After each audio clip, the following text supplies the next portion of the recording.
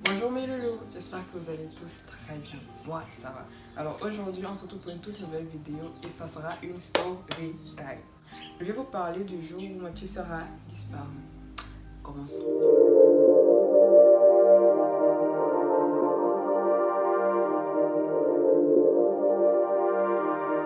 Nous sommes le 5 juin 2015. Pour ceux qui ne savent pas, je suis née un 5 juin. Vous l'aurez compris, c'était le jour de mon anniversaire et c'était en même temps la remise du bulletin de mes petites sœurs. Et on m'avait chargé d'aller les récupérer à la sortie et de prendre le bulletin par la même occasion. Je suis arrivée à l'école aux alentours de 13h. Tout allait bien, il y avait des enfants partout, il y avait de la joie, il y avait les maîtresses qui hurlaient et toujours. Je fais pas un dessin. Vous connaissez comment la remise des bulletins se passe au Cameroun, pour ceux qui sont au Cameroun. Et je crois que c'est même comme ça partout. Il y a de la joie, il y a des cris, il y a des pleurs, il y a de la fatigue, il y a tout. Une de mes petites sœurs était en CE2 et l'autre en CE1. Et c'était par niveau. Moi, il y avait le CE1 là et CE2 là. Je me suis d'abord dirigée vers la salle la plus petite, mais ils n'avaient pas encore terminé de je sais pas trop quoi dans la salle. Du coup, je suis montée pour prendre la plus grande des deux. En redescendant, on est revenu, il n'avait toujours pas fini en fait en CE1. Du coup, on a attendu. J'étais avec ma petite sœur, on parlait, me montrait son bulletin, elle était contente et tout. Une bonne vingtaine de minutes plus tard, on ouvrait enfin la salle de la plus petite. Du coup, j'ai pris son bulletin, j'ai porté leur sac et tout. Et on est descendu pour rentrer. On descendait, en fait, il y avait une vague d'enfants. Du coup, la plus petite, en fait, s'est retrouvée devant et nous, on était derrière. Mais je me disais, de toute façon, on descend ensemble, on va se retrouver en bas. Quand on descend, en fait, je me rends compte que non, elle n'est pas en bas. Du coup, je remonte dans sa salle de classe, en fait, pour regarder si elle est remontée. Elle n'est pas là. J'ai fait le CE2, j'ai fait le CP, j'ai fait toutes les salles de classe. Elle n'était pas là. Je me suis dit, peut-être elle est en bas. Je suis allée vers le glacier, elle n'était pas là. Je suis allée vers les vendeuses de nourriture, rien. Je suis allée, même à la maternelle, elle n'était pas là. Je me suis dit, là c'est bizarre en fait. J'ai demandé à sa maîtresse si elle avait vu. Elle m'a dit non, mais elle était avec toi et tout. Je lui ai expliqué un peu ce qui s'était passé au niveau des escaliers. Elle m'a dit non, cherchons bien et tout et tout. En fait, l'école est divisée en deux compartiments, si je peux dire. Il y a le collège d'un côté, il y a le primaire et la maternelle de l'autre côté. Du coup, je me suis dit peut-être elle est au collège parce qu'il y avait une grande salle au collège, il y a le gymnase au collège et c'est là-bas qu'il y avait la plupart des cérémonies. Du coup, avec ma petite soeur, on va au complexe en fait, au collège et tout. Et on a fouillé dans les salles, on a fouillé dans le gymnase. Elle n'était pas là. On a refait chemin au niveau du primaire, rien. On est allé aux alentours de l'école, rien. Elle n'était pas là. On l'a cherché pendant pratiquement 45 minutes, elle n'était pas là. Du coup, j'ai commencé à m'inquiéter. Et quand je me suis rendu compte en fait qu'elle n'était vraiment pas là, j'ai appelé ma mère et je lui ai expliqué ce qui s'était passé. Attends-moi, j'arrive.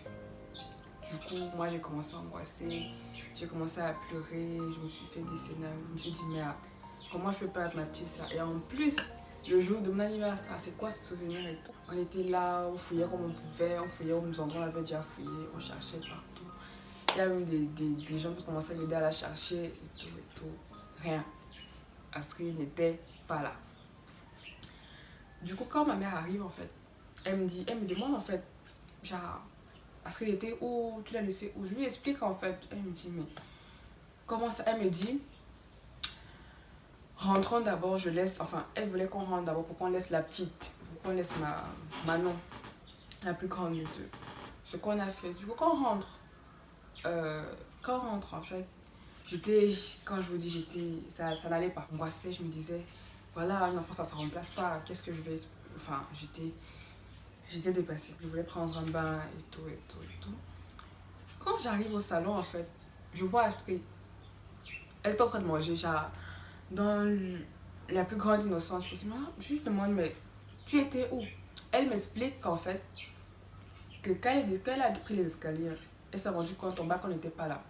Du coup, elle a pensé qu'on était déjà sortis du primaire. Elle est partie nous chercher au collège. Arrivé au collège, on n'était pas là. Du coup, elle s'est dit qu'on était déjà rentré parce qu'en fait, entre le collège, entre l'école et la maison où on habitait, c'est même pas 5 minutes en voiture, c'est à peine 10 minutes à pied.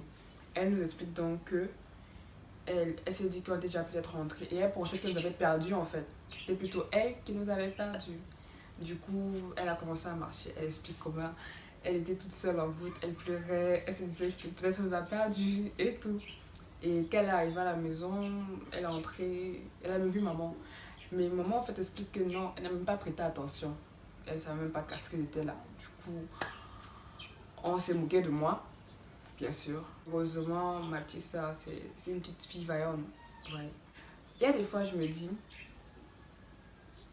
je sais pas ce que j'aurais fait en fait. Si c'était vraiment, si je l'avais vraiment perdu. Il y a des fois, je me dis, voilà, il y a des, ça, l'enfant, ça se remplace pas. On peut accoucher autant de fois qu'on veut. Tu perds un enfant, tu ne le remplaces pas. Et moi, j'ai jamais accouché. Je sais pas ce que ça fait de perdre un enfant, mais perdre une soeur, ça, c'est un truc, je sais pas comment j'allais le gérer en fait. Surtout quand elle était assez petite. Elle était encore très petite. Je m'en serais voulu toute ma vie. Et je pense que mon anniversaire n'aurait pas été aussi. N'aurait pas été un jour bon en fait. J'aurais considéré ça comme un jour. Dieu merci, il ne lui est rien arrivé. Et voilà. Par contre, ici, j'aimerais donner une leçon en fait, je peux dire comme ça. Faites très attention.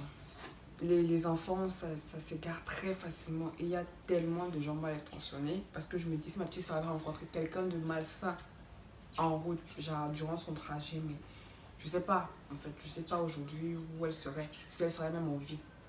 Et voilà, c'est tout pour cette petite story time. J'espère qu'elle vous aura plu. Dites-moi si ça vous est déjà arrivé aussi de garer en fait un de vos frères et comment en fait ça s'est passé, comment vous l'avez retrouvé, si vous l'avez retrouvé et voilà. Merci d'avoir regardé la vidéo. Je vous fais de gros bisous.